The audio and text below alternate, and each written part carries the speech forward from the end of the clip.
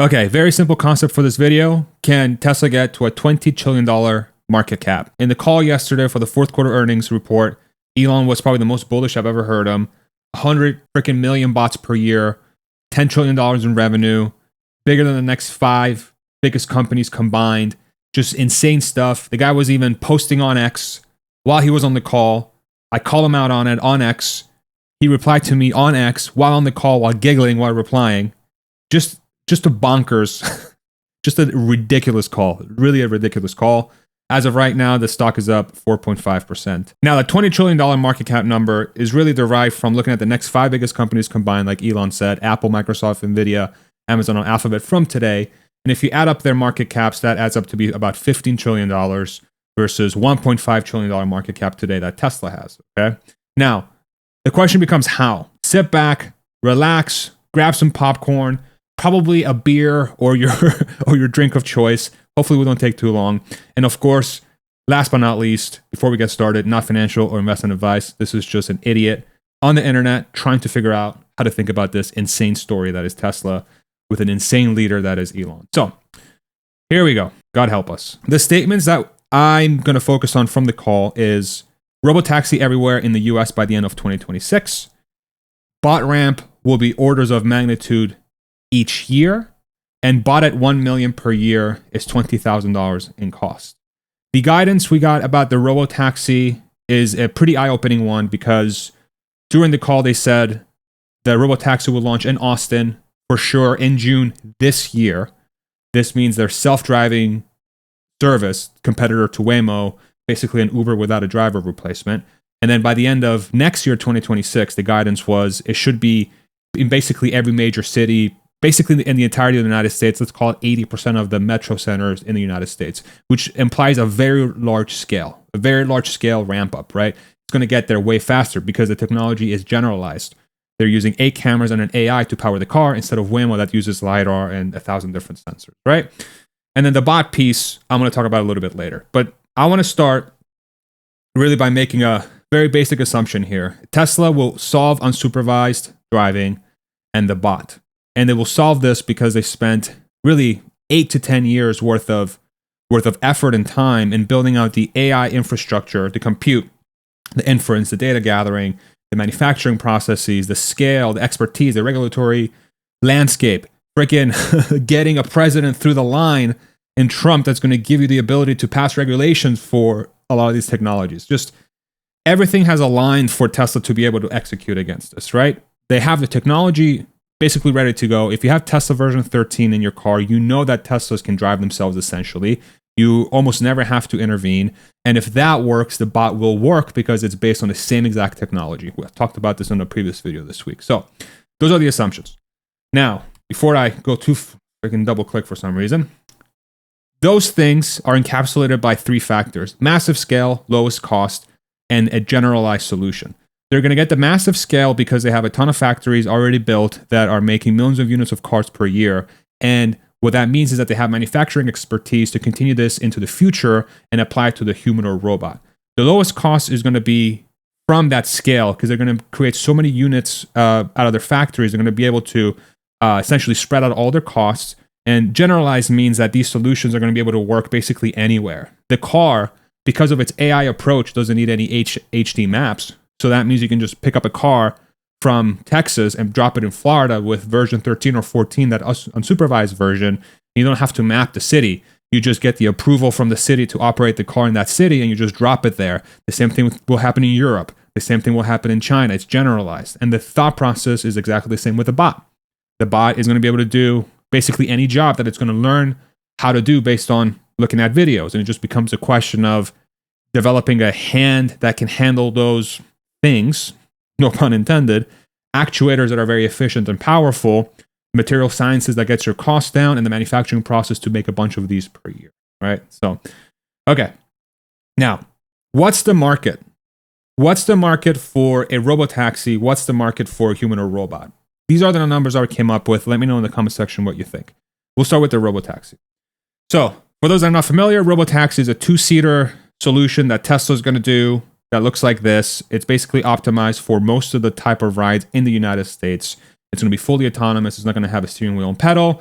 It might come with a guy in the car when you hail it, but it's basically aimed to be a very, very affordable, very, very low cost per mile solution for transportation. If you look at how much the cost per mile of your average car is today, to really understand what the market looks like right now, I took a few estimates. I took the AAA estimate, the BTS estimate, and how much the IRS charges or gives you back, or rather compensates for your expenses based on your driving miles of either 55 cents, 81 cents, and 70 cents, right? So different bodies say that, hey, if you just get in your car, if you're just driving your Corolla, your Model 3, your Camry, the roundabout number that we think you are spending per mile of maintenance, fuel, leases, financing, insurance, your time, right, is about that 70 cents per mile. And that's a very important number to keep in mind, because that's the number that we're going to use to figure out the threshold for when robotaxi can really start taking a ton of market share away from taxis, Uber, and just people buying their car. So 70 cents per mile is kind of the number that I want you to have in mind. Then we're going to look at what the average occupants are by vehicle type in the United States. These numbers, I want to be very, very clear. The numbers here I'm going to talk about are about the United States specifically, which we're going to then use to extrapolate out to the rest of the world in a very loose way. You'll see what I mean in a little bit here. So the average trip per vehicle, so how many people are in a car per trip, is usually 1.52 occupants per trip, which is 95% of trips with less than 2 people. And this kind of lines up with some of the studies I've seen before. They say 90% of trips are, 2 people or less. And so that's why Tesla's really going for that 2-seater combination, is to really hit that specific market. And then we're going to look at the annual miles driven in the United States in trillions, because people freaking drive a lot in the United States, I guess, because it's a gigantic freaking country, between passenger cars and light trucks. Basically, to really want to understand what's the total TAM here? What's the total addressable market? So there's about 2.87 trillion miles driven in the United States total that are non-commercial. So it excludes semi-trucks, like, work vans and stuff like that. So 2.87 total miles.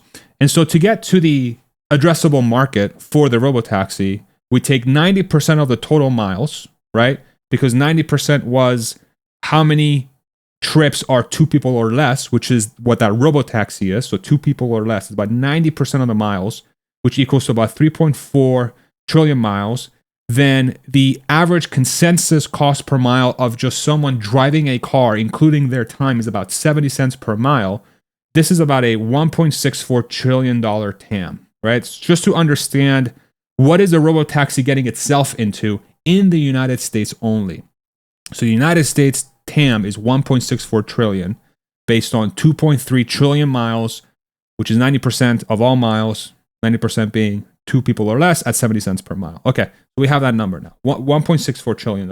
Okay, now Cybercab, the guidance we've gotten from Tesla multiple times is that this is going to be a $25,000 vehicle. And this is important, obviously, because this is going to help us understand how to depreciate the vehicle, how much people might pay to purchase it, how much is that going to cut into the profitability of having a service like a robotaxi. But it's about $25,000 per unit is the stated cost from Tesla. And this makes a lot of sense because right now their average cost is about $34,000 per car, includes the Cybertruck, includes the Model S, the X, the Y, the 3.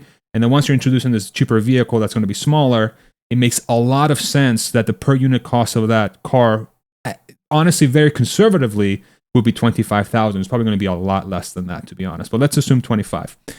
Okay, now I've said, okay, let me take the Cybercab and let me try to figure out what the cost per mile is going to be for the Cybercab based on some assumptions.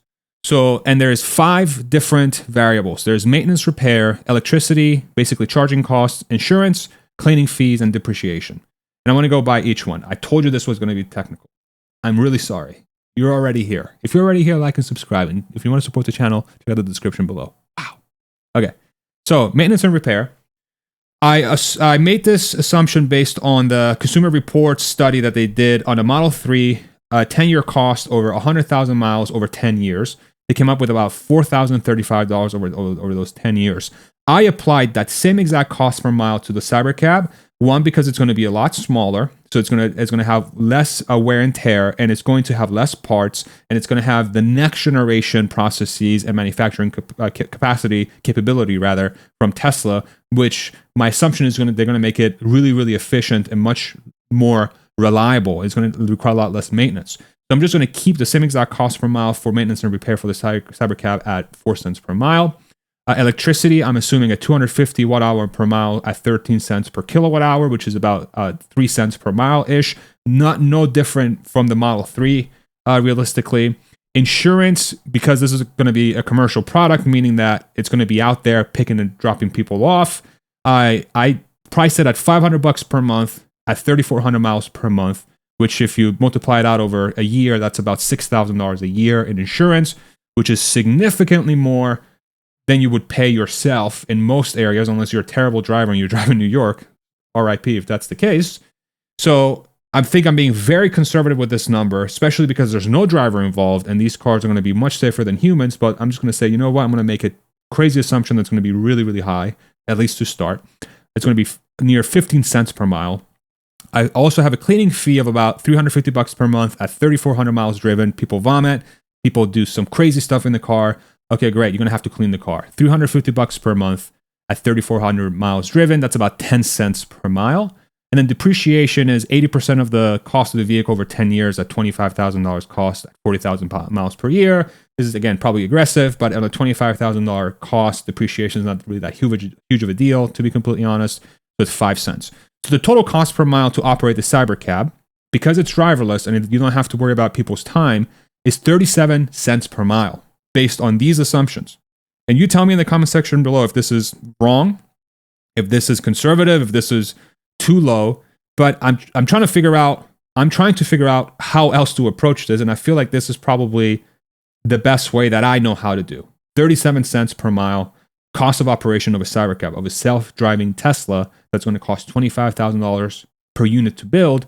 Again, because they don't have a LiDAR and all these other crap, and they know how to build stuff very cheaply because they've been doing it forever, very affordably, very low costs. Okay, so let's assume that based on that cost basis, Tesla is going to charge $1 per mile for the service. So when you go on the Tesla app and you hail a Cybercab or a robotaxi, Tesla's going to sell you that for an average of $1 per mile. Okay, and the reason why they're going to be able to do that again is because they don't have a driver. There's no driver. In an Uber, 60 to 70% of the costs go to the driver. In a taxi, 60 to 70% of the costs go to the taxi driver because their time is by far the most valuable piece of that product.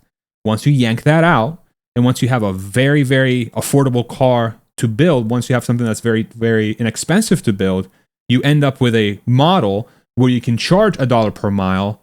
And even with Tesla making a 20% fee or 20% margin on the ride, that just say, hey, for every mile someone drives, we're just going to pocket 20%. You're going to be able to see that this model is still going to be very profitable. So if Tesla's going to keep 20 cents, we figured out the per mile cost of operation is going to be 37 cents, regardless of who operates at Tesla, or if you buy the cab and you put it on the network. If it's $1 per mile to the consumer, you or I, by the way, there's no tip because there's no human to tip, right? Funny how they have the tip boxes for stuff that a human's not involved now, but forget about that. The profit to the operator, so the person that is going to own that Cybercab and put it on the network and clean it and insure it and maintain it and stuff, the profit to that person or entity is going to be 43 cents per mile. So almost half, almost 50% of actually exactly 43% of the price is margin to the operator at $1 per mile at 37 cents operation cost and a 20% fee to Tesla. Okay? So what this means, and sorry for the words here, I didn't realize how busy this slide is, but we're going to stick with it. At 43 cents per mile profit to the operator, you will break even on your $25,000 investment of buying that Tesla cab at 60,000 miles. And after 200,000 miles, that operator is going to make $60,000 in profit. And while during those 20,000 miles, Tesla's going to pocket $40,000 in profit, right? Because they're charging that 20%. And so the thought process here is, if you're going to offer the Cybercab to a market, is it a viable business, right? Yes. It's a very viable business. People will be able to make a lot of money on this type of service, even just charging $1 per mile, right? And so here's the deal. At $1 per mile, right? How much of the market will that get you? That's the biggest question here is, at $1 per mile, how much market can the cybercab get? If we assume that the average cost per mile of anyone who's driving the car in the United States is about 70 cents per mile, and Uber is about $1.84 before tip nationally, $1.84, which is crazy. Uber has about a 2% market share in the United States. A 2% market share in the United States, okay? The rest of the 98% is averaging around 70 cents per mile. So $1 per mile can probably get you 20%, right? And this is where like the price elasticity of demand analysis, like you got to sit down and figure out, okay, what does the market look like when a ride-hailing business is not charging $1.84, they're charging $1? They're basically cutting the cost in half. How much bigger does the TAM get, the total addressable market get? It gets significantly bigger because you're removing the hassle of owning a car for people that hate owning a car. You make it a lot more affordable to go from point A to point B. Search pricing probably goes completely away because you're going to be able to position cabs, cyber cabs, robotaxis, really anywhere you want them to be because there's no person that has to just sit there and wait.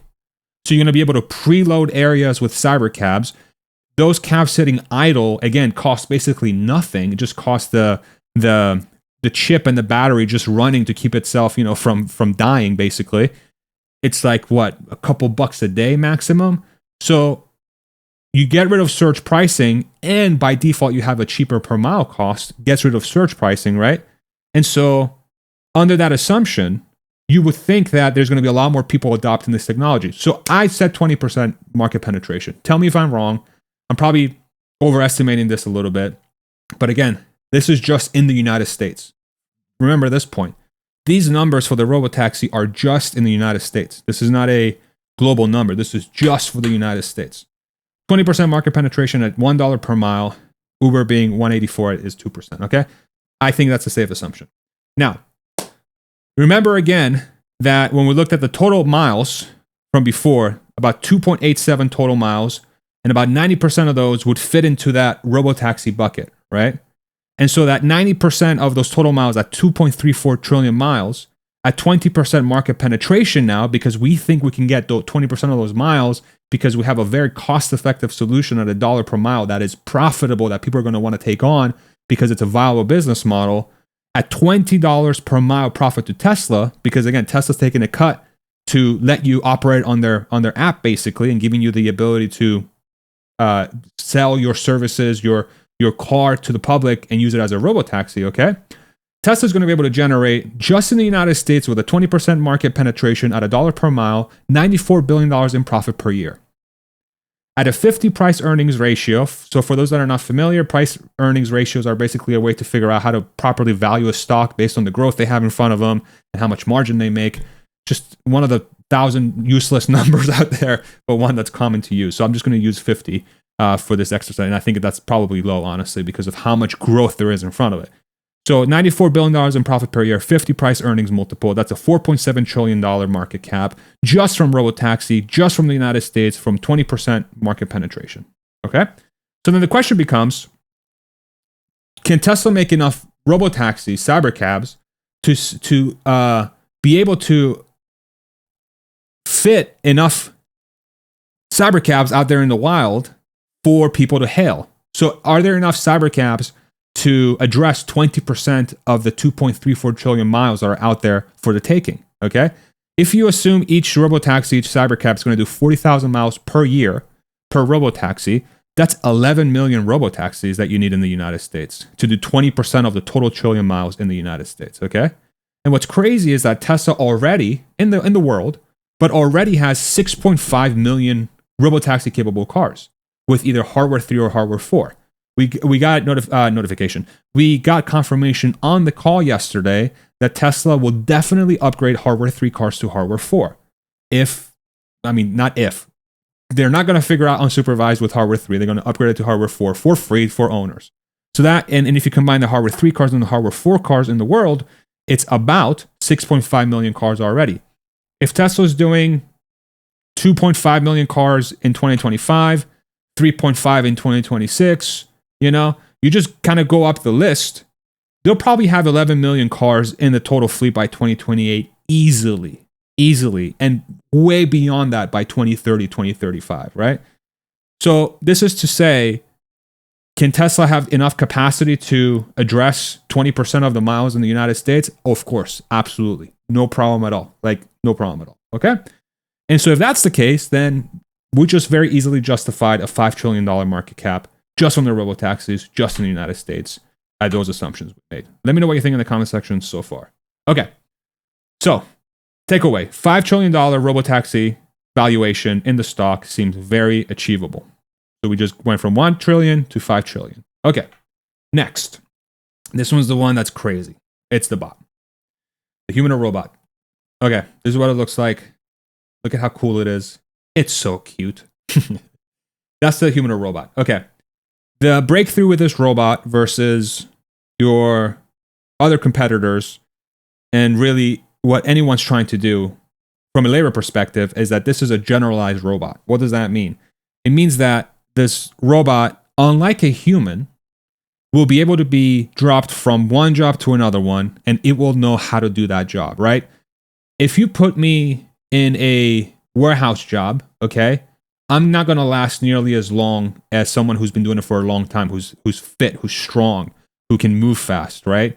If you put me on a ship in the middle of the, next to Alaska, trying to freaking, what was that? The deadliest catch? I'm dead. I'm dead. I'm the deadliest catch just because I'm dead, right? Within the first hour in that boat, I'm gone, right? Useless completely. But you put me to do other stuff that's not as physical. I probably do a decent job, right? So each person has their unique skill sets. When it comes to the bot, it's just a matter of getting the hand, the actuator, and the AI brain to process all this stuff good enough so that it can do any job. And so these bots all of a sudden become very fungible. You can put them from one place to another without having to do much. You just have to move those bots from one place to another, basically. Okay, so they're a generalized solution. They're going to be able to do a lot of jobs over time, especially as those technologies get better, right?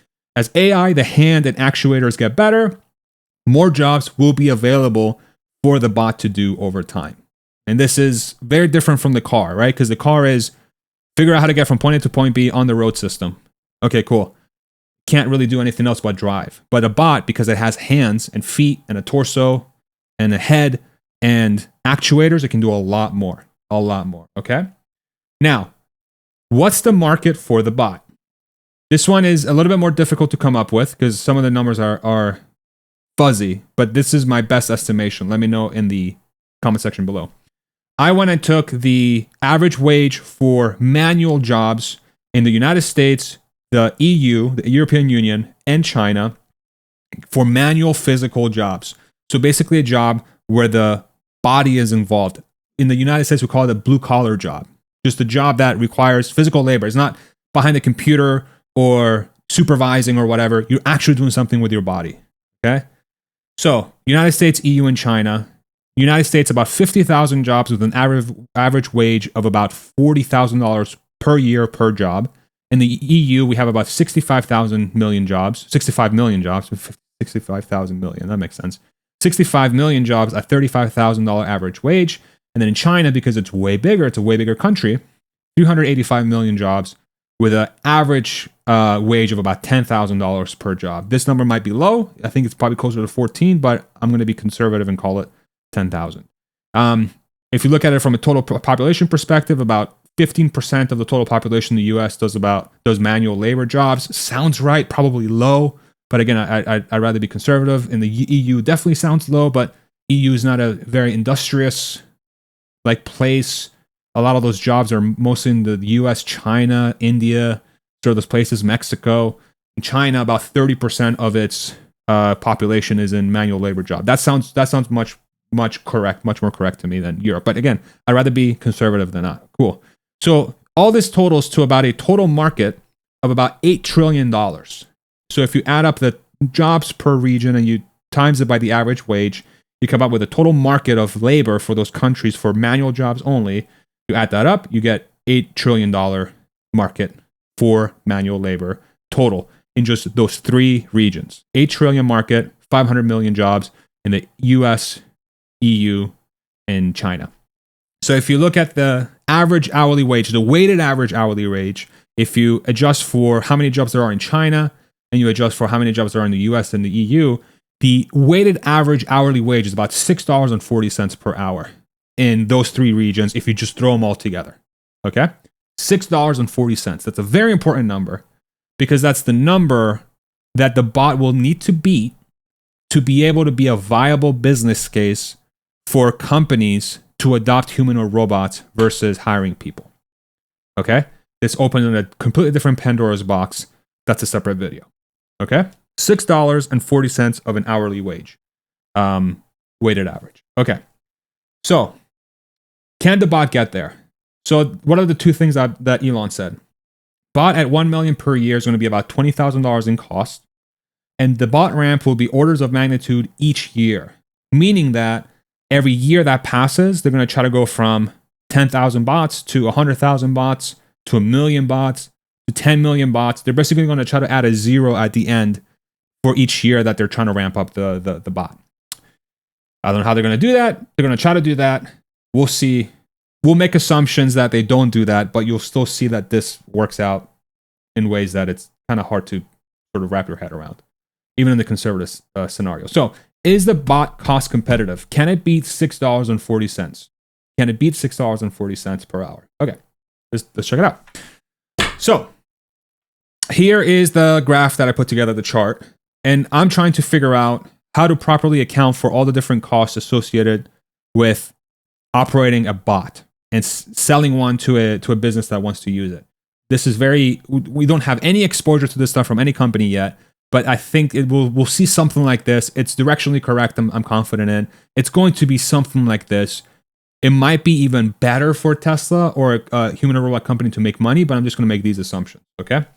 So let's assume that it costs about $600 a year to operate a bot. I made this assumption based on a 2.5 kilowatt hour battery that charges 4 times in a day at 17 cents per kilowatt hour. The assumption I'm making here is that the bot's going to operate about 16 hours in a day. The other 8 hours are going to be used for charging, maintenance, downtime, which there shouldn't be any in a good process. But I'm just going to assume charging, maintenance, downtime is going to be about a third of the day. And then the other 2/3 of the day is going to be active work, 16 hours a day. Okay? So $621 per year in energy. Maintenance, I'm going to say $2,000 per year. That's probably way higher than it actually is. But I'm just going to assume it's 10% of the cost of the bot per year, especially with the earlier models. Maybe you have to replace an arm. Maybe you have to replace a hand. Maybe you have to tweak stuff here and there, whatever it is. $2,000 per year. Then about 1 hour per week at $50 per hour for a supervisor to ensure that the bot is doing the right thing. So somebody might have to beam in and make sure their bot's doing a good job. Somebody might have to, I don't know, move it around and whatever.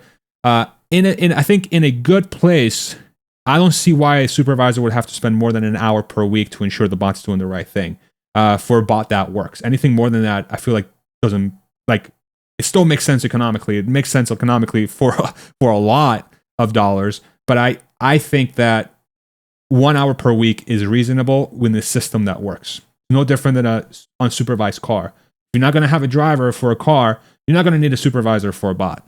But let's assume you need it for 1 hour per week at $50 per hour. That's $2,600 per year. Then you depreciate the bot. I'm going to say 80% over 5 years, so about a $3,200 depreciation per year. And then there's going to be some sort of license fee. Again, this is like the sort of difficult one to sort of understand, because it all comes down to what the company wants to do from a profitability perspective, how they want to monetize the bot.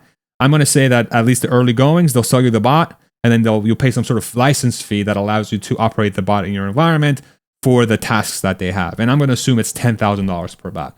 That just goes to Tesla. That's straight profit to Tesla. $10,000 per year. Congratulations, you have a bot that can do the thing that you want it to do. Okay. So the total running cost per year for a bot is, under these assumptions, again, could be a lot more, but under these assumptions, it's $18,421. And all of this is enabled because you have a bot that you can manufacture at least 1 million of it per year at $20,000 per bot. That's the breakthrough, is that you can make a bot that's extremely useful for $20,000. It's no different than the ability to make a self-driving car that's $37 dollars per mile because you figured out how to make it at $25,000 per unit, and you've spent a ton of time figuring out how to make the AI system work so that you don't have to put a LiDAR on all this stuff, and you have the scale to get to $25,000 per unit. Same exact thing applies to the bot. That's why they can get it down to $18,000. If you spread that out over 16 hours in operation per day, which is about 5,800 hours in operation per year, the effective per hour cost of the bot is $3.15. The bot, under these assumptions, again, will cost $3.15 per hour of operation. Okay? So, in addition to that, right? Let me go back. $3.15 per hour. What was the number we're trying to beat? $6.40. $3.15. In addition to that, you don't have HR. Bot's not going to get mad. Bot's not going to throw a hissy fit. Bot's not going to, eat other people's food in the fridge. They're not going to call people names. They're not going to not do their job. You don't have health insurance to worry about. This is not, you don't have to sort of subsidize health insurance costs, which is one of the largest ones in the United States. It's freaking crazy. Health insurance system here is ridiculous, but you don't have to worry about that. There's no chance of injury. God forbid something happens in a factory and somebody gets injured. Zero chance of that happening with a bot because it's not a human. And you have equal productivity with each bot. One of the hardest things about managing human labor is that you don't really know what you get until they've done the job for a while. With the bot, you know exactly what you're going to get every time, which is going to make it extremely easy to predict productivity and outflow. And it's going to make it super easy to come up with systems that are going to be very efficient at doing what they do. So you get 4 giant boosts to productivity, and it's cheaper per hour than a human. Okay? It really comes down to the statement, if the bot can do the job, if the AI actuator scale sort of combination, the hand, if all those things come together and allow the bot to do that job, it will always make sense to have a bot do the job precisely because of this equation. It's $3.15 per hour, and you don't have to worry about any of these things. Okay? If the bot can do it, it will always make sense.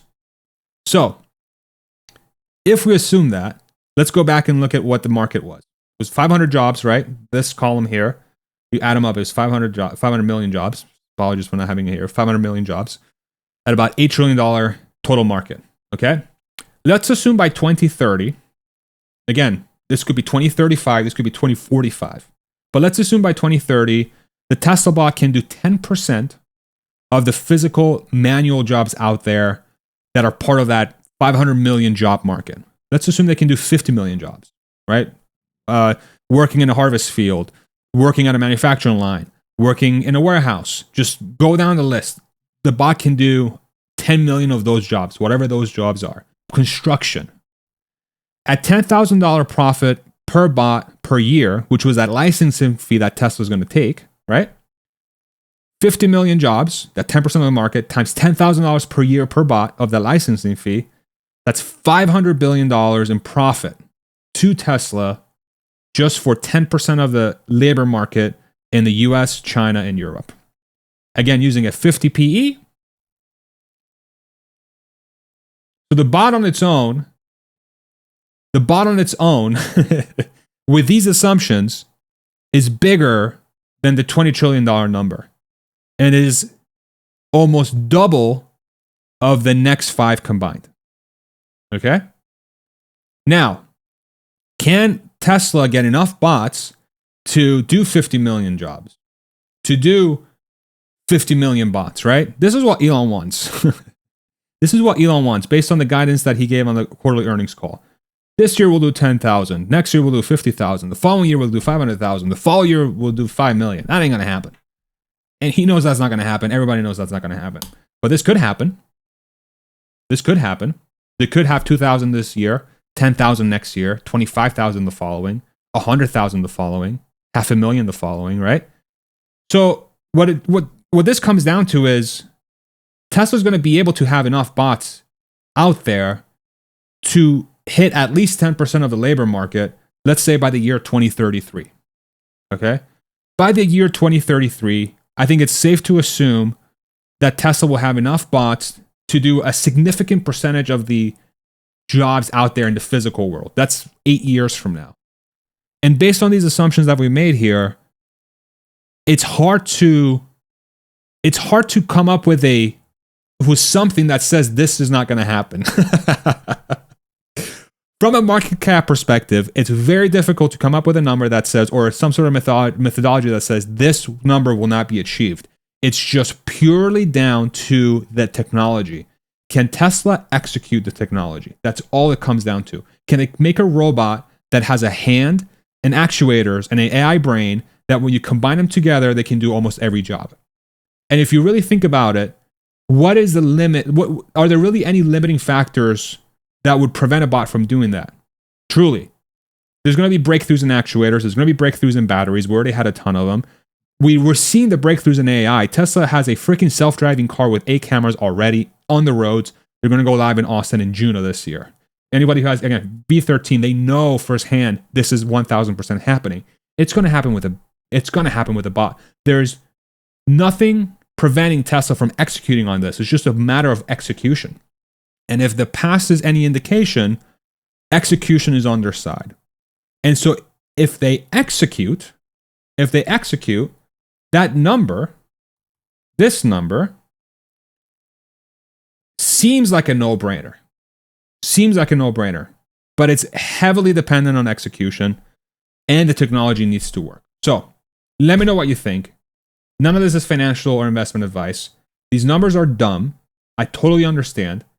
But if they can execute on the technology, and they have the precedence to do so because of their self-driving car with V13, then there's no reason why this number can't be real. And if that number is real, then things get really weird because now you've just disrupted human labor. And if you disrupt human labor, what are humans supposed to do? Bye.